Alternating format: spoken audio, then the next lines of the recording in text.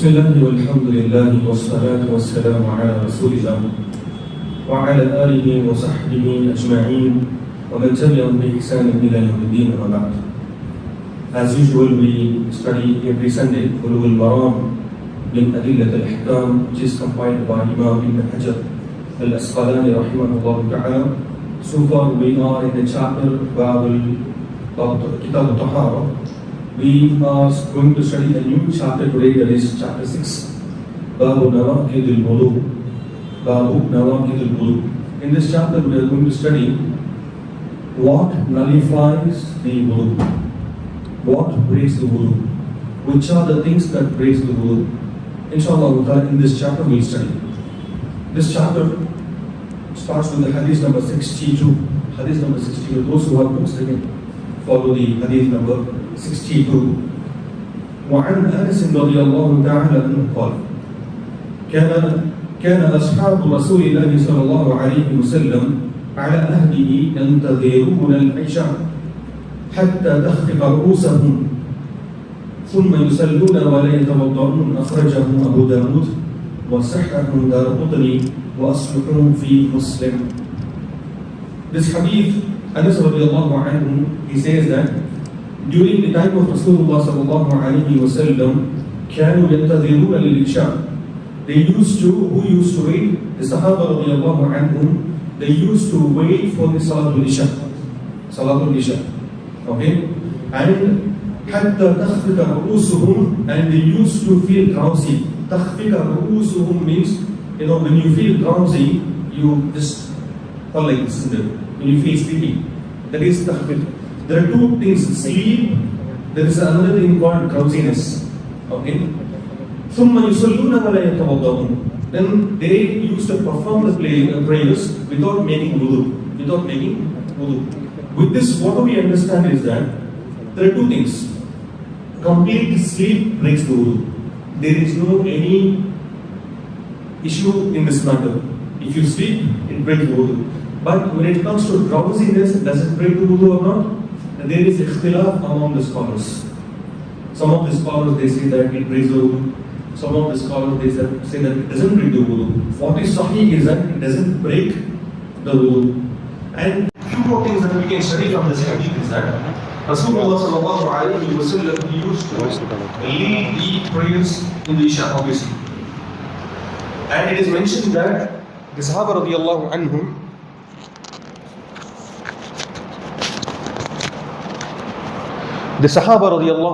it is mentioned that they used to wait for Rasulullah sallallahu alaihi wasallam for Isha Salah. There are a few things that we need to keep in the mind here. Nowadays the prayer has timings, isn't it? 8:15, 5 o'clock in the morning, or 1:30 or 1 o'clock in the afternoon. We have certain timings. During those days there is no certain timing. So whenever the Imam comes, that's when the prayer starts. The Muaddin gives adhan, and when the Imam comes, that's when the Salah will start. There is no any particular time, but however, it is understood during those times that they used to recite, for example, it is mentioned that al-akilu, that the person who eats food, yafrigu min al-akl, the one who eats food and leaves, completes his food. How much time it takes for us to eat food?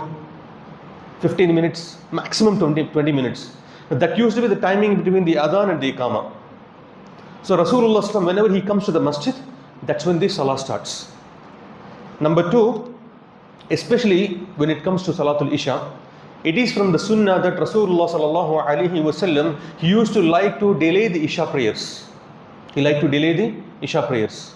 And there is another hadith which is narrated by Aisha radiallahu anha that Rasulullah sallallahu told, if it would had been difficult for my ummah, I would have delayed the Isha prayer till this time. Since it is difficult for the ummah, Rasulullah sallallahu alaihi wasallam used to perform Salatul Isha in the beginning of its time to make it easy. And also sometimes he used to come to the masjid. If he sees few people, then he will not lead the prayers. But if he find many Sahaba radiallahu anhum has gathered in the masjid for Salatul Isha, then he used to lead the prayers. You got my point? So what do we understand is that delaying Salatul Isha is something which is, it is good. But delaying not by yourself.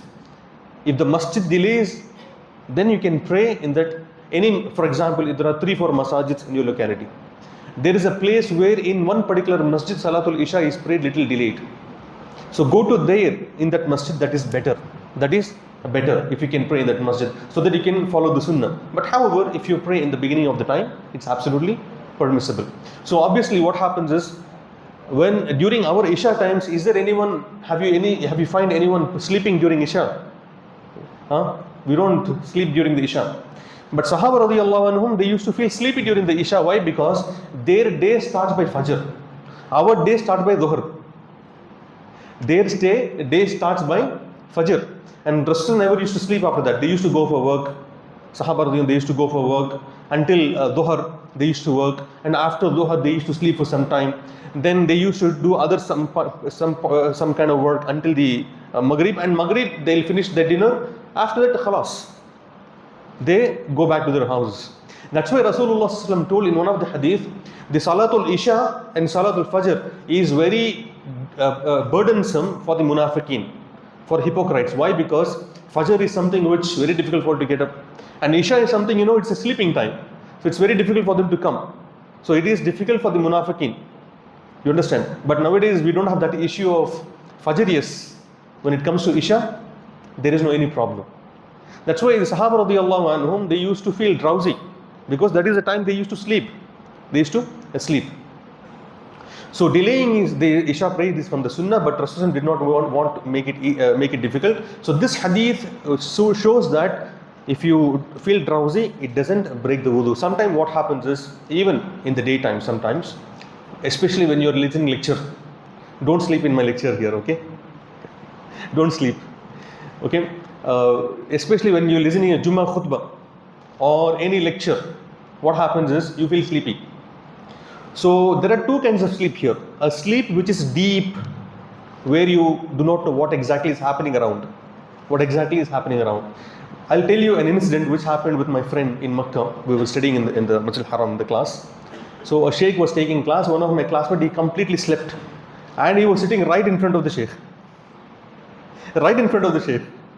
And he smiled at him. The sheikh smiled at him, and he woke him up. Ya akhi, aina nahnu? Where are we? He said, Ya sheikh, we are in Masjid al-Haram. I'm not asking where we are. I'm asking where we are in the lesson. So he couldn't answer. He got, subhanAllah. So he don't know what is happening around. That's a kind of sleep where you completely sleep. You got my point. And there is another sleep where you close the eyes, but you know what is happening, who is speaking, somebody is going around, what is happening, that kind of sleep. So this kind of sleep does not break the wudu. You got my point, does not break the wudu. Sometimes sleep happens because of various reasons. For example, when you have certain medicines, it makes you unconscious. Does it break the wudu or not? Yes. Why sleep breaks the wudu? Rasulullah sallallahu alaihi wasallam says in one of the hadith, Al-Ainu Wika. Wika means the eyes are like a string. When the eyes closes, the string opens. What is string? The private part opens. The anus, it opens. So when it opens, the gas comes out, something comes out. Because of that, it breaks the wudu. Subhanallah. So that's why the sleep by default, if you sleep deeply, it breaks the wudu. But if you are aware what is happening, it doesn't break the wudu. Even if you are lying down, on the ground, on the floor, and if you feel drowsy, but you know what is going around, it doesn't break the wudu. But if you sleep completely, it breaks the wudu. Is it clear? Another issue that we can understand from this hadith is that what about being unconscious? We fall unconscious, isn't it? Sometimes we fall unconscious because of high BP or because of various reasons. Okay, what about that? Does it break the wudu or not? Yes, it breaks the wudu. But when you fall unconscious, there are certain unconscious where you know what is happening around. You're slightly unconscious, but you know what exactly is happening around. Does it break the wudu? It doesn't. It doesn't break the wudu. But if you fall unconscious, sometimes being unconscious in the sense you might fall unconscious for 5 minutes or 1 minute, half an hour, 1 hour, 2 days, 3 days, you know that. So it breaks the wudu. It breaks the wudu. You don't have to take ghusl for that. You don't have to take ghusl, but wudu will become obligatory, inshallah ta'ala. But if you fall unconscious, but you know what is happening around, in that case, you will not be required to make wudu. So first hadith says, deep sleep breaks the wudu, drowsiness does not break the wudu. Am I clear about this? Now, we'll go to the next hadith. وعن عائشة رضي الله تعالى عنها قالت جاءت فاطمة بنت أبي حبيش إلى النبي صلى الله عليه وسلم فقالت يا رسول الله إني امرأة استحاض فلا أطهر أفأدع الصلاة قال لا إنما ذلك إرق وليس بحيض فإذا أقبلت حيضتك فدعي الصلاة فإذا أدبرت فاغسلي عنك دم ثم صلي متفق عليه. This hadith is narrated in Sahih Muslim and Sahih Bukhari. What is the meaning of the hadith? Aisha radiallahu anha, she says that there was the Sahabiya Fatima bint Abi Hubaysh went to Rasulullah sallallahu alayhi wasallam asking, Ya Rasulullah, inni imra'atun ustahad. I am the woman who has istihada, who has continuous flow of blood.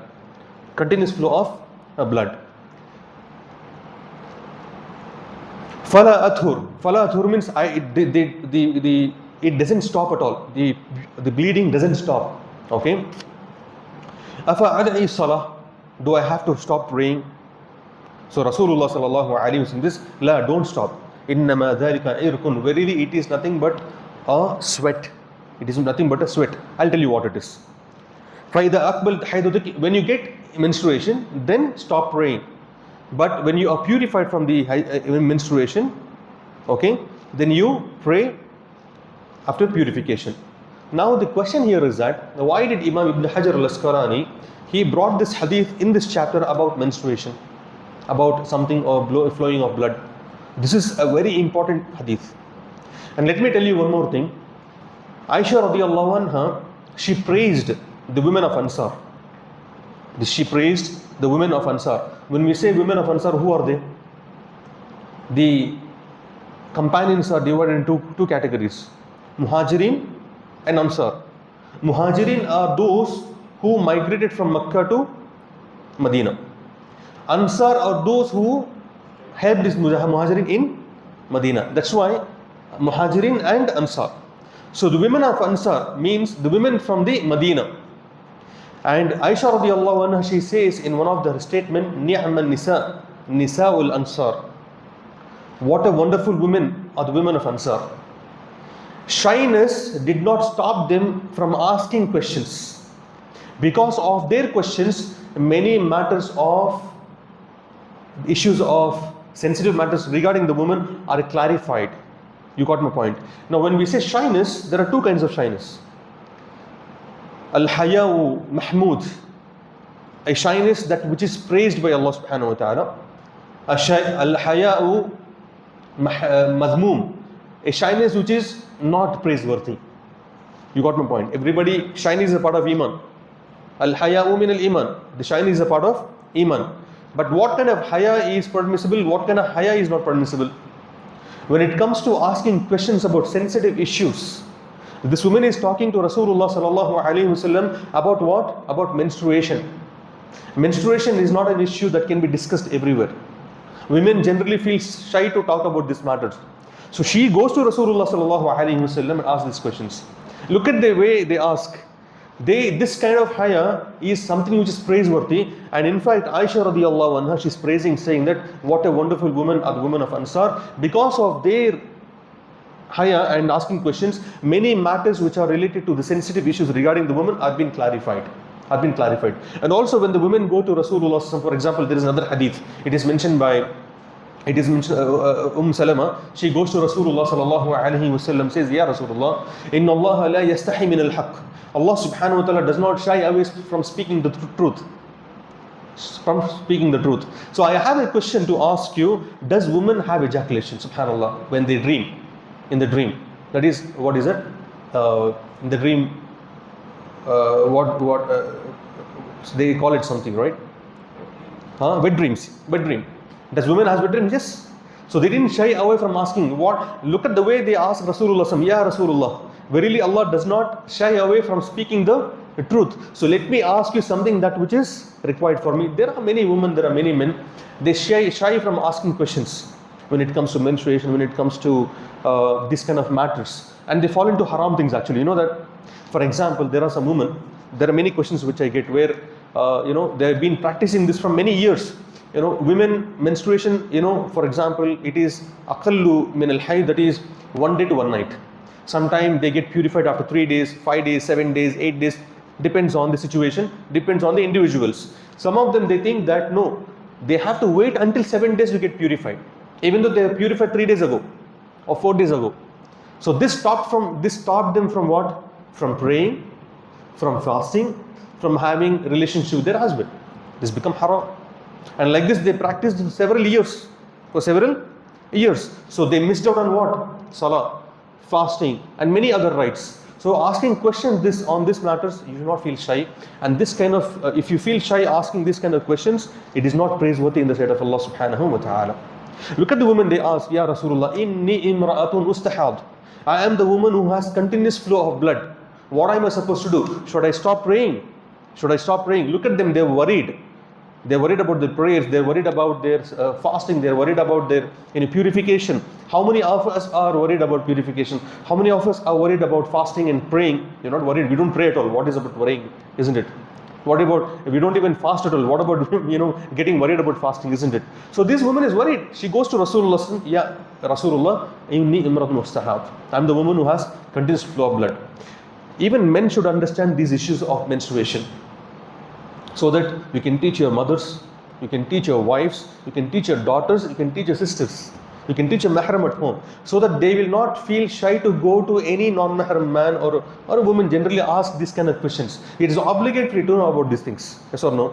So Rasulullah says, innama dhalika irkun, verily it is nothing but a sweat. So there are two kinds of bleeding happens. One bleeding, that which comes from the uterus. You know what is uterus, right? You and me are created in that place.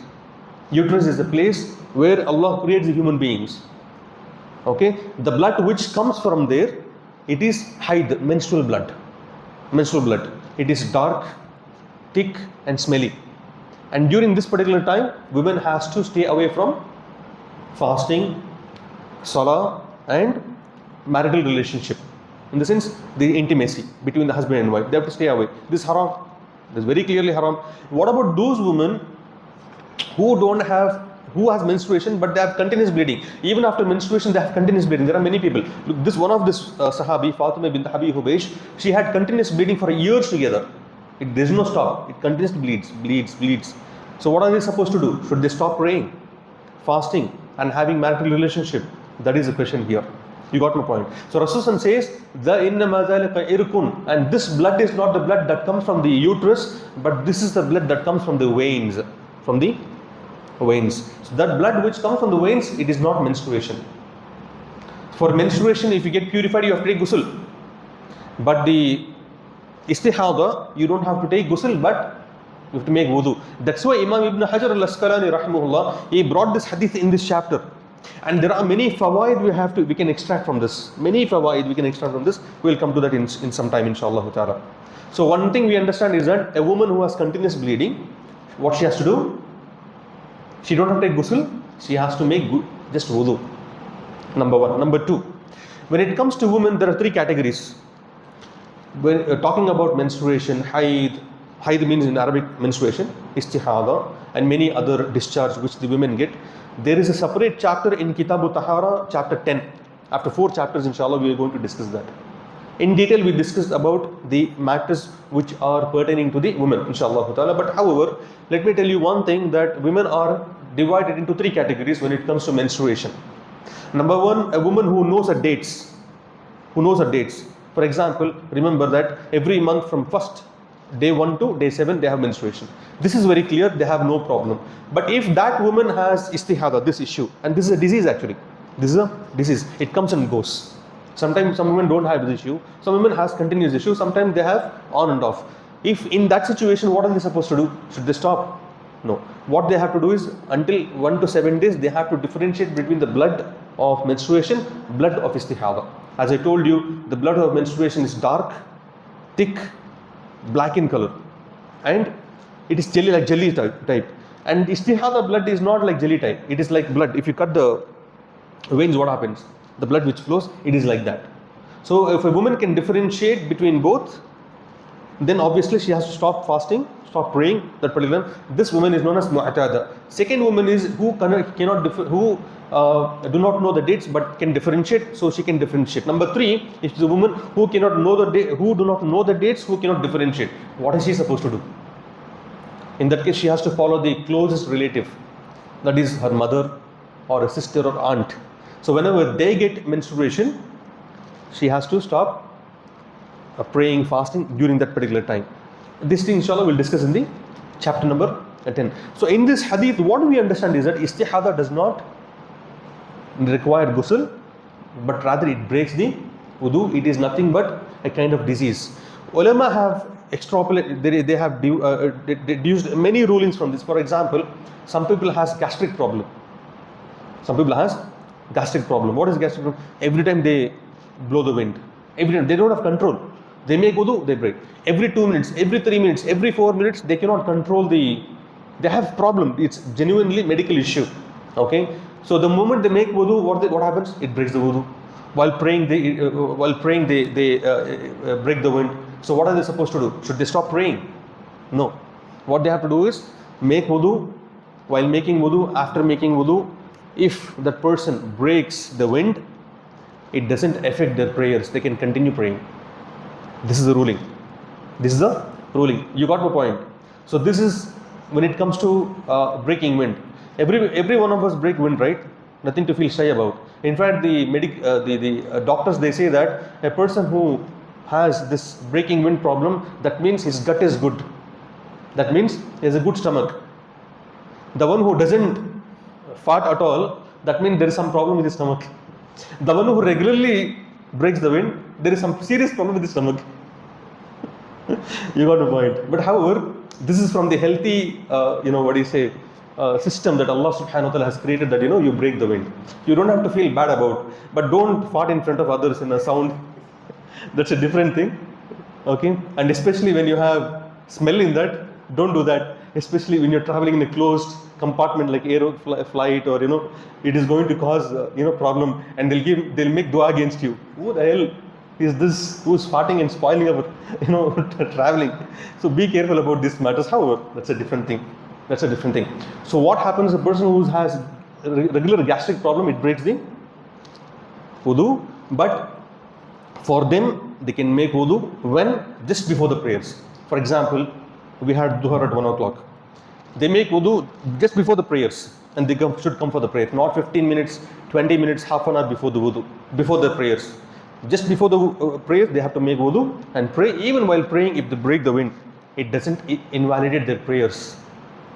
The salah is valid, but for the next prayers, again they have to make wudu. Another issue we can understand from this hadith is that a person who has a regular urine problem, silsilatul bawl we say in Arabic language. What is it? Continuous leakage. Continuously they have, there are many people, right? That's why some people, they use diapers, they can't control the urine. Even them, they have the same issues. This is what is called as urinary incontinence in the medical terminology, we say. A person who has regularly urine problem, for them also same ruling. What is the ruling? They have to clean themselves and what? Just before the prayer, they can make wudu and just pray. And even while praying, if there is urine coming out, it doesn't invalidate their prayer. Salah is absolutely valid. Am I clear about this?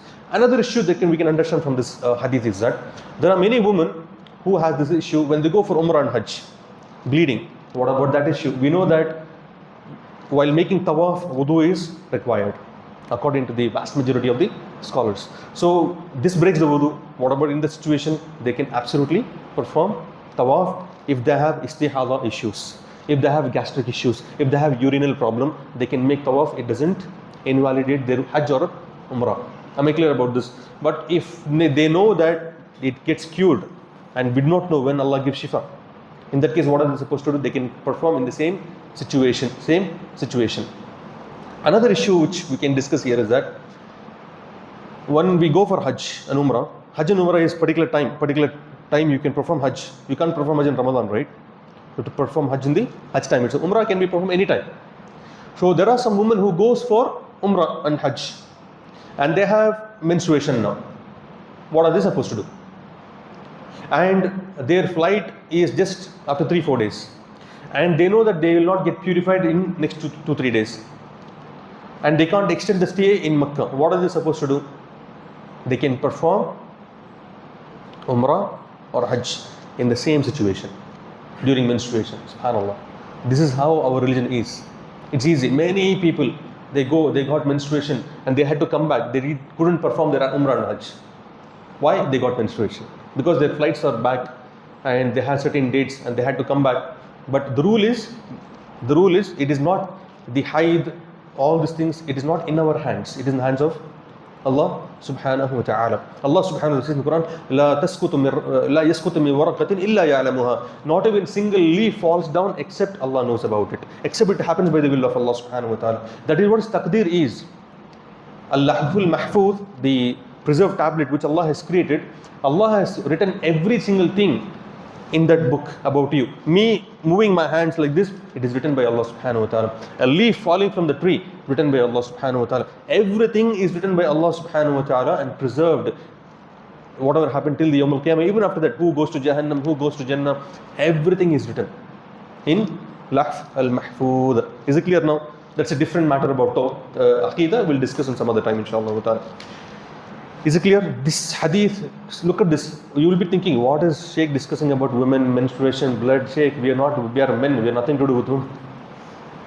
But you should understand these matters. Every single hadith, every single issue teaches you something that you can benefit and benefit others, inshallah ta'ala. We'll go to the